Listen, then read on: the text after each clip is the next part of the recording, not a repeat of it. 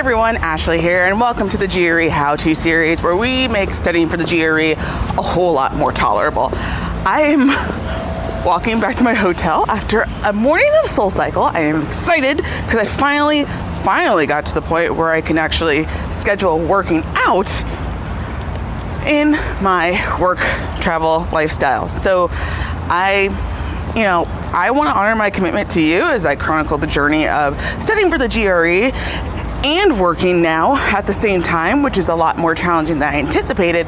So I need to get filming in when it fits in. So bear with me. I'm just gonna try to live on the healthy wave that I started this morning and try this. It's honestly a little bit too healthy for me at the moment, but I'm just gonna take a time to just stop because I'm sure that this is annoying me, walking around. I figured out how to study without studying for the GRE. Now, before I go further into this is not the catch-all. You have to study for the GRE, but I'm starting to get really obsessed about how do I stretch those brain muscles that I need to do well in the GRE without, I'll say, while, multitasking, right? I obviously need to diversify my study methods because I don't have dedicated time to study 3 hours a day. So I need to figure out how I can stretch those brain muscles 3 hours a day while only putting in 30 minutes to an hour of study time. Make sense? Great. So if you're like me and you're working a full-time job that might be demanding, or you have kids or other priorities, you might need to do this too. So the one thing I thought about today on how to really get what you need to make sure that you are stretching the muscles that you need to do well verbal is navigating ambiguity. And what I mean by that is just when you're talking to maybe your boss or maybe your wife or maybe just your partner and you are not really sure what they mean by what they just said, and usually you'll just be like, oh, I don't get it.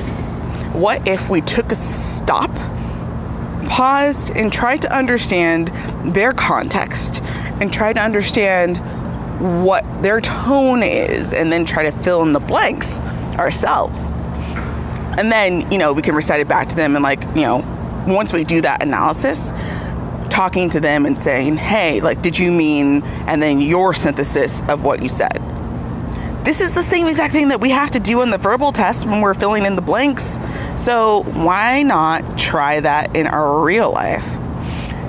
It's a hypothesis. I'm thinking that this is something that's actually what has been helping me, just because in business school, you have to navigate a lot of ambiguity.